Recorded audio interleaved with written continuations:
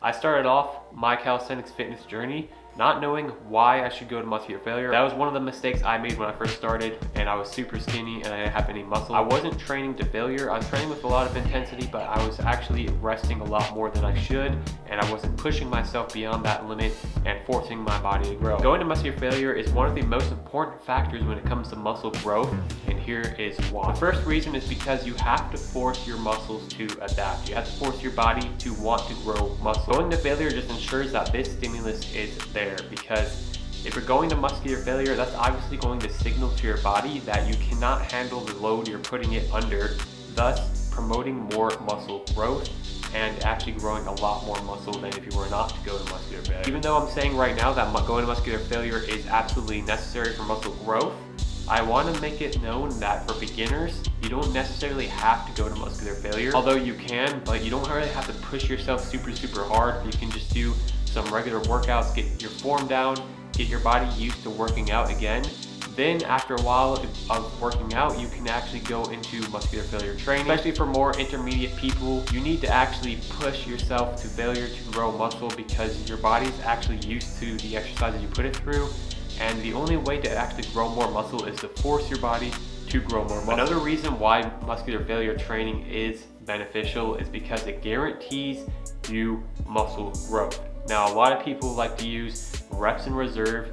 I know Jeff Nipper talks about reps in reserve often, but if you're somebody like me who wants to take the guesswork out of your training, going to muscular failure is going to guarantee that you are training hard enough. So a lot of people, they use reps in reserve, they use their guesswork to judge whether or not they're pushing their bodies hard enough to grow muscle, which absolutely is possible. You can do that, but if you're anything like me, I can't really judge that. I know I will trick myself into stopping short of what I could accomplish.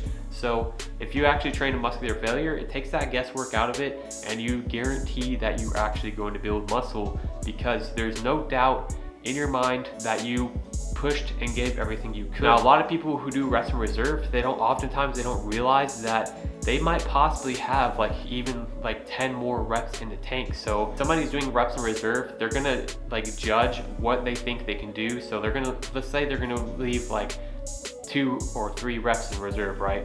So you do your 10 reps, right? You think you're 2 or 3 reps in reserve, but in reality, if somebody comes up to you and puts a gun to your head, which is probably not gonna happen, but if say this does happen, which you should do this test on yourself, somebody could come up to you and put a gun to your head, could you get 10 more reps?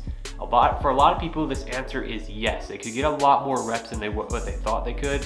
So this is why I'm an advocate for failure training, because it guarantees that you're going to be building that muscle and you're not just guessing reps in reserve. Now, if you're somebody who wants more guidance to your workouts, go ahead and check out my Patreon in the description below. If you want to, you can sign up for my $10 a month tier, weekly advice and videos. So this is just going to be extra videos. It's going to go into depth about training, how to eat to build muscle, and how to optimize your training for muscle growth. So there will be a weekly exclusive video every single Saturday on my Patreon for that tier. You'll have access to my Facebook group to ask me questions and post your results and stuff, and we'll build a whole community around fitness and working out. As well as on this Patreon, you're gonna learn how to build muscle at home without any equipment. So we're gonna be using calisthenics to really push our bodies to the limits. And I'm somebody who is experienced in this, as I've been training calisthenics for almost a decade now, ever since middle school, and now I'm 22 years old. So I definitely know what I'm doing, especially if I went from this to this.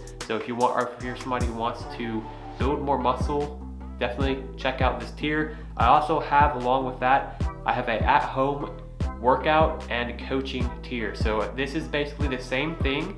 It has all the benefits of the previous tier, but we're going to be doing weekly workouts with PDFs files to download. So I'll have a workout schedule for advanced people and intermediate to beginner people. I'll have a push-pull legs workout routine for you, specifically already laid out, and how to adjust those workouts to your own schedule. So how to adjust each workout to your own level, and how to adjust it to based off what equipment you have. As well as we'll have weight loss tips, what to do to build muscle, general nutrition advice, how to eat healthy, and we'll have the workout videos every single Saturday explaining what the workout is, how to again, adjust it to your level and what to do if you don't have the equipment inside the workout program, because there will be hybrid workouts here sometimes using dumbbells and stuff, but it's mostly going to be a calisthenics focused program and a weighted calisthenics focused program. So if you want to support this channel, check it out in the link in the description below. Now before I do end this video, I do obviously want to mention that other things are important for muscle growth as well, such as eating enough, making sure you have enough calories,